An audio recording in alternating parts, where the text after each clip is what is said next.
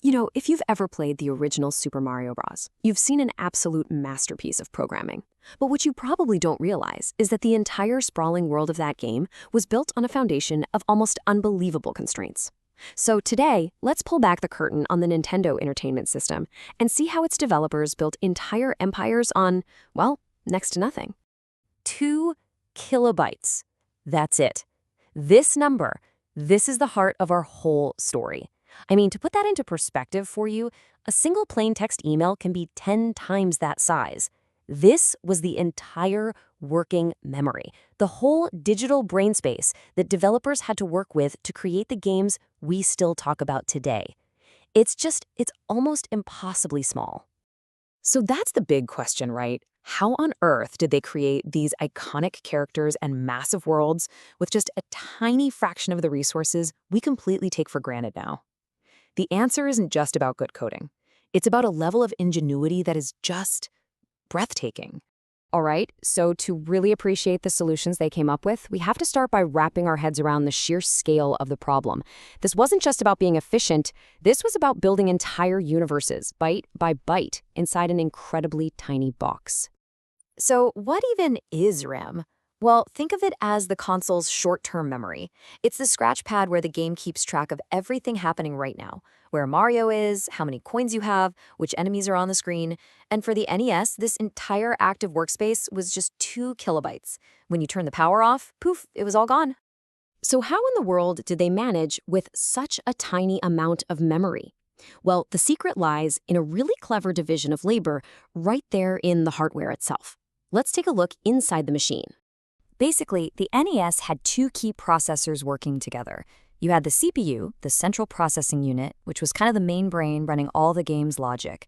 And then you had the PPU, the picture processing unit, which was like a dedicated artist, a custom chip that did nothing but handle all the graphics.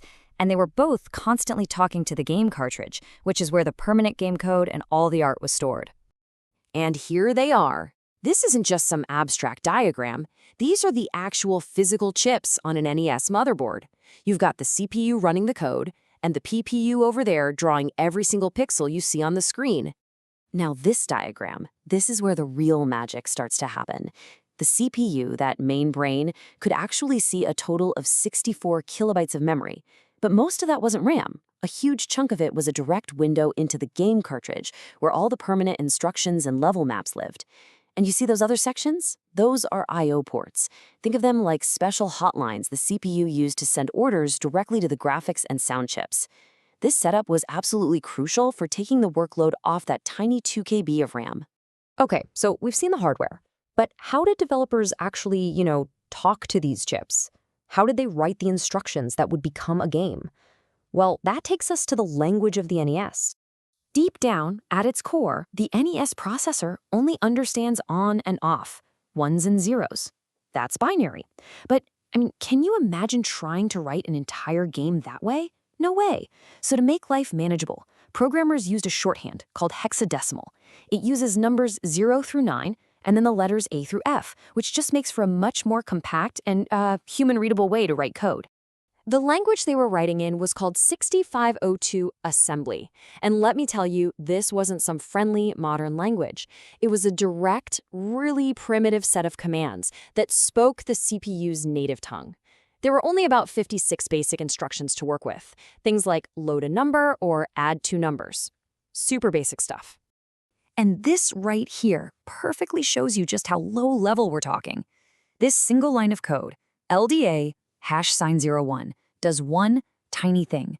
It loads the number 1 into a special little workspace in the CPU called the accumulator. Think of it like punching a number into a calculator before you hit the plus or minus button. Every single action in a game, from jumping to shooting an enemy, had to be built up from thousands of these microscopic steps. All right, now for the most famous limitation of all. This is the one that created an effect that I guarantee every single NES player out there will recognize instantly. First, you gotta understand that NES graphics weren't drawn freely, like with a pencil. The entire world, from Mario himself to the blocks and pipes, was put together from a fixed set of little 8 by 8 pixel squares, called tiles. It's literally like building a mosaic, where every single thing on screen is constructed from these small, reusable pieces. And the chip in charge of this whole drawing process was that dedicated artist chip, the PPU. Its job was to constantly assemble the background from those fixed tiles and, most importantly, draw all the moving objects on top of them. And those moving objects are what we call sprites. Now, the PPU had its own set of very strict rules. Rule number 1 was that it could only handle a maximum of 64 sprites on the screen at any one time. That's every enemy, every power-up, every player, 64. That's the total. But, 64 was tough, but manageable. The real challenge, the number that truly defined the look of so many of these classic games, was this one, 8. So here's the critical rule. As the PPU drew the image on your TV, one horizontal line at a time from top to bottom, it could only handle 8 sprites on any given line. So what happens when a 9th enemy walks into that line, or a 10th? The hardware just physically couldn't draw them all at once.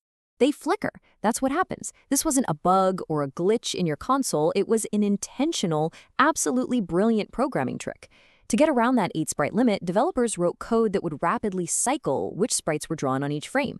So on frame 1, maybe sprite number 9 is invisible. On frame 2, sprite number 10 is. It happens so fast that your eyes just kind of perceive all the sprites being there at once, just flickering. And this incredible trick with the sprite flickering, it's a perfect example of the bigger theme going on here, turning these hard, frustrating limitations into genuine creative opportunities. Yeah, that iconic sprite flicker, something that so many of us just assumed meant the machine was struggling to keep up, was actually a testament to how clever these developers were. It was an elegant solution born directly out of a hard physical limit. I mean, when you really add it all up, that ridiculously small amount of RAM, the strict limits on sprites, the whole world being built from tiles, the very limited colors, you can just feel the immense creative pressure these developers were under. They were basically asked to paint masterpieces using just a handful of crayons. And ultimately, this is what gave the 8-bit era its soul. The blocky characters, the simple animations, the bold colors. None of that was an accident. This entire aesthetic, the look and feel that we're all so nostalgic for, was literally forged in the fire of these constraints. It's the direct result of brilliant programmers finding beauty inside a tiny, unforgiving box. It leaves us with a really fascinating question for today. In an age of photorealistic graphics and virtually limitless memory, have we lost some of that focused, razor-sharp creativity that only comes from being constrained? You have to wonder, are the biggest innovations born not from total freedom, but from working inside a really elegant box?